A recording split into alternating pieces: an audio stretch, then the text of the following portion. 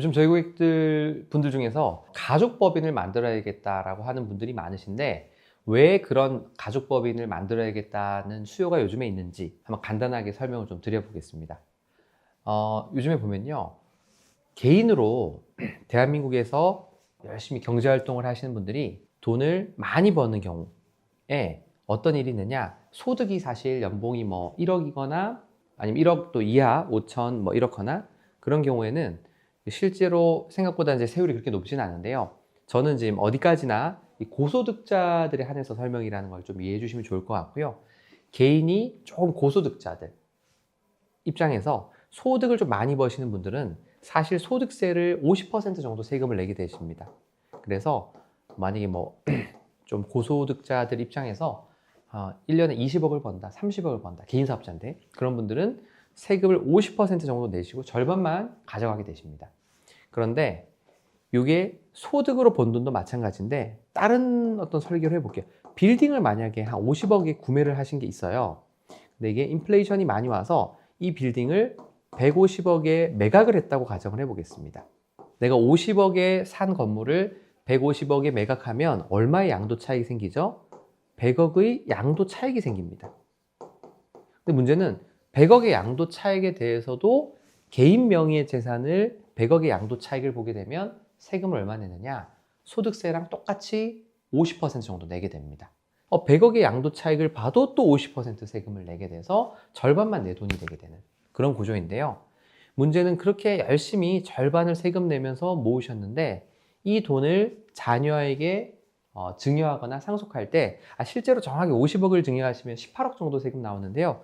이제 50억이 아니라 이제 더 큰 금액이었다고 가정하면 이게 여기서도 최대 이제 30억 넘어가는 금액부터는 다 50%거든요. 그래서 50%의 세율. 사실 금액이 공을 더 붙이면 사실 거의 25%에 수렴하게 됩니다. 그래서 큰 금액을 버시고 세금을 절반 냈는데 자녀한테 내려갈 때 금액이 커지면 커질수록 50% 수렴한다. 근데 이게 이제 사실은 금액을 좀 작게 나 1억밖에 안 벌었어요. 그럼 실수령이 거의 한 7,800만 원 정도 8천이라고 하고요. 요 정도 되고 그다음에 자녀한테 이걸 증여하면 사실은 요 정도만 증여하시면 세금이 거의 없다고 생각하시면 돼요. 5천만 원 공제받고 2천만 원에 대해서 7,700만 원. 이게 금액이 작으면 사실은 증여세나 이런 이슈가 별로 없는데 크면 클수록 이런 이슈들이 있는 분들이 있다.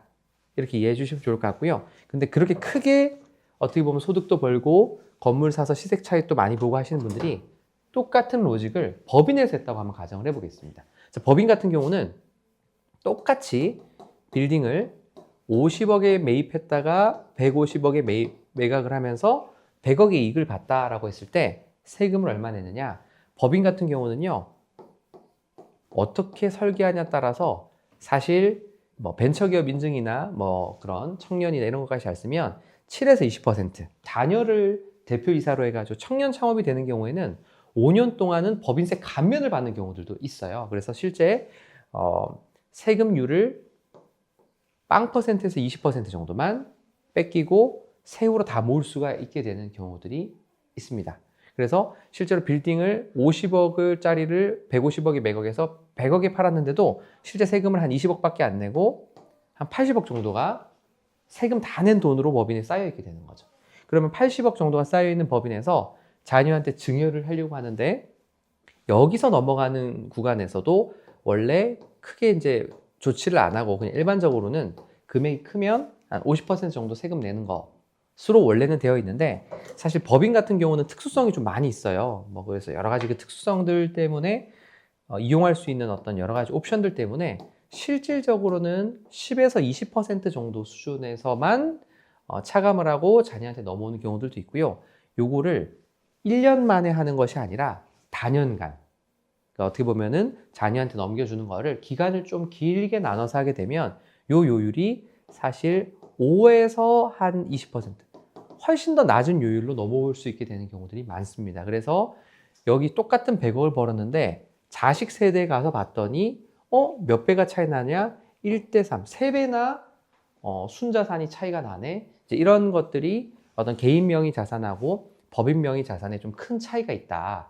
그래서 뭔가 부동산을 사서 가족 법인에서 뭔가 부동산을 사시는 분들을 보면 어떤 법리 이슈 때문에 가족법인으로 하시는 분들이 좀 많이 있으시다라고 이해하시면 좋을 것 같고요. 최근에 또 많이 있는 일들 중에서 이런 일들이 있습니다. 이게 또 예전에는 개인 명의의 자산 같은 경우는 예시를 한번 들어볼게요. 자, 개인의 명의의 자산이 있다. 자, 1,000억짜리 자산이 있는 분이 있었어요. 1,000억짜리 자산. 1,000억짜리 토지가 있었다고 한번 해볼까요? 뭐 지방 토지라고 해봅시다. 지방의 토지를 1,000억이나 갖고 있는 분이 계셨어요. 이분은 빚도 없었습니다. 이분을 뭐라고 할까요? X라는 분이 가지고 있었다. X라는 분이 1,000억짜리 자산을 가지고 계셨는데 이 X라는 분이 유고하셨어요. 유고. 돌아가신 거죠. 자, 그렇으면은 예전에는 어떤 이슈가 있었냐? 자, 유고 딱 하시게 되면 요 부동산에 대해서 상속세를 매기게 되는데 상속세를 매길 때 요게 요게 실거래가 또는 호가, 지금 시장에서 팔면 1,000억은 맞습니다 라는 호가일 때 공시지가로는 한 300억 정도밖에 안 나오는 경우가 많아요. 아파트는 실제 거래가의 한 60-70% 정도의 공시지가 형성돼 있고 토지나 상가 같은 경우는 한 30-40% 정도에 형성되어 있는 경우가 많은데요. 실제로 1,000억 정도 하는 땅이 공시지가로는 한 300억밖에 안 된다. 그러면 300억 정도에서 상속가액을 300억으로 픽스를 하면 상속세가 예를 들어서 뭐 정확하지 않지만 뭐 러프하게 한 120억 정도 나온다 가정을 해보겠습니다. 그래서 예전에 1,000억짜리 땅을 실제로는 요 공시지가를 기준으로 상속세를 내게끔 되어 있었는데 근래 법이 좀 바뀐 부분 중에 무슨 이슈들이 있느냐, 이제는 이렇게 자산 가치가 크신 분들 같은 경우는 공시지가로 평가하는 게 아니고 지방 토지를 어떻게 평가해요? 요거를 감정평가를 하게끔 법이 바뀌었습니다. 감정평가를 하면 어떤 이슈들이 발생할까요? 감정평가를 하면 1,000억짜리 토지를 감정평가한다. 그러면은 1,000억이 나오는 경우가 많습니다. 실제로. 자, 그러면 이 1,000억의 감정평가를 받은 이게 어떻게 되는 거예요? 상속가액이 되는 거죠. 자, 그러면은 상속세가 어떻게 나오냐? 아까 전에 상속가액이 공시지가가 곧 상속가액이 되는 느낌이었다면 이제는 1,000억이 상속가액이 되는 순간 상속세가 어떻게 되죠? 500억 이렇게 나오게 됩니다. 그러면 자녀는 500억의 상속세가 확정이 되게 되는데요. 문제는 이 지방 토지가 누군가가 1,000억에 사주면 참 다행인데 이걸 누군가가 사주지 않고 이 토지가 경매로 넘어갔다고 가정을 해보겠습니다.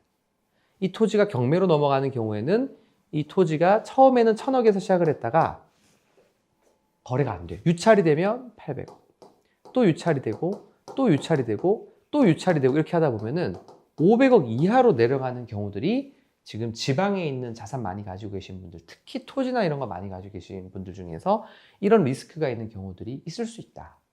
그래서 쭉 떨어져 가지고 사실 상속 가액보다 금액이 낮아버리면 이거를 상속하는 게 의미가 없는 단계 지경에 이를 수가 있겠죠. 그래서 이거를 다 팔아서 이걸 상속세를 내고 나면 돈이 하나도 남지 않는 이런 현상이 발생을 할 수 있다 보니까 개인 명의에 대해서 지금 조금 취약한 부분이 많이 생겼다. 예전에는 공시가로 하던 부분이 있었는데 이제는 감정평가액을 하면서 상속세 자체가 굉장히 많이 올라가는 어떤 효과가 좀 많이 있다. 그러다 보니까 이런 부분에 있어서 개인 명의의 자산이 취약한 부분이 좀 있어서 이런 것들 때문에 법인으로 좀 옮기려고 하는 수요가 있다라고 생각하시면 되고요. 개인 명의 토지는 살아생전에 토지를 조금씩 지분을 옮긴다 그런 개념이 잘 없습니다. 그렇게 잘 안 하시고요. 그런데 똑같은 로직을 법인에서 한다라고 하면 법인의 경우에는 방금 보신 토지가 예를 들어서 1,000억이었다 라고 가정을 하면 이 법인이 토지를 소유하고 있으면 이 법인의 평가 금액이 얼마가 나오느냐? 법인의 평가 금액도 1,000억으로 나옵니다. 실제로 만약에 1,000억이라고 한다면. 근데 실제로 법인 내에서 토지를 평가해서 가치가 산정되는 방법은 조금 다른 방법들이 많이 적용이 됩니다. 그러다 보니까 실제로 1,000억짜리 토지를 가지고 있는 법인의 주식을 평가해 보면 원래 FM대로 이게 1,000억이면 1,000억 이렇게 돼야 되지만 법인이 매출도 있고 뭔가 여러 가지 자산만 있는 게 아니라 다른 요건들도 갖추고 있고 하면 이 법인의 주식을 계산하는 공식이 달라져요. 그런 것들 때문에 어떤 현상이 발생하느냐, 이 법인의 주식 시가총액이 토지를 1,000억짜리 갖고 있음에도 불구하고 주식이 한 400억 이렇게밖에 평가가 안 되는 현상들이 자주 발생을 합니다. 실제로 우리가 주식 투자를 하시다 보면 뭐 PBR이라고 하죠. 예를 들어서 가지고 있는 자산이 1,000억인데 주가 시가총액이 1,000억도 안 되는 경우들이 발생하는 경우들이 가끔 있어요. 아니 어떻게 회사가 가진 자산이 1,000억인데 주가가 1,000억보다 낮게 나올 수가 있어요? 라고 하지만 실제로 주식하다 보면 그런 경우들도 발생하지 않습니까? 상장주에서도. 심지어 상장주에서도 그런 문제들이 발생을 하는데 뭐 비상장 주식에서는 충분히 발생할 수 있는 이슈들이거든요. 그래서 실제 가지고 있는 주식의 가치보다 회사의 주가 평가가 더 낮게 되는 경우들도 있어요. 그러면 그런 요인들에서 상속이 이루어지게 되면 상속세가 훨씬 더 낮아질 수 있는 부분들도 있고요. 그리고 이 법인이라는 건 애초부터 부모의 지분이 100%에서 시작을 하더라도 살아생전에 이 지분을 자녀에게 야금야금, 처음엔 이렇게 시작했지만 99% 1%, 98% 2% 이런 식으로 야금야금 살아생전에 세금을 아주 적은 세금을 내고 옮겨서 실제 부모가 유고하시기 직전에는 부모 비율이 한 50%밖에 안 되고 자녀가 벌써 50% 가까이 가지고 있는 이런 경우들도 있다 라고만 이해해 주시면 좋을 것 같고요. 이런 어떤 방식을 통해서 나중에 하게 됐을 때 실제로 이미 자식 명의로 지분이 가 있는 거에 대해서는 증여세나 상속세가 발생하지 않게 되고 부모 명의 남아있는 주식에 대해서만 상속세가 발생하게 되다 보니까 결과론적으로 상속세를 굉장히 줄일 수 있는 어떤 효과를 보시는 분들이 많아서 요즘에 법인에 대한 선호도가 좀 높아지는 경향이 있다. 그렇게 조금 이해를 하시면 좋을 것 같습니다.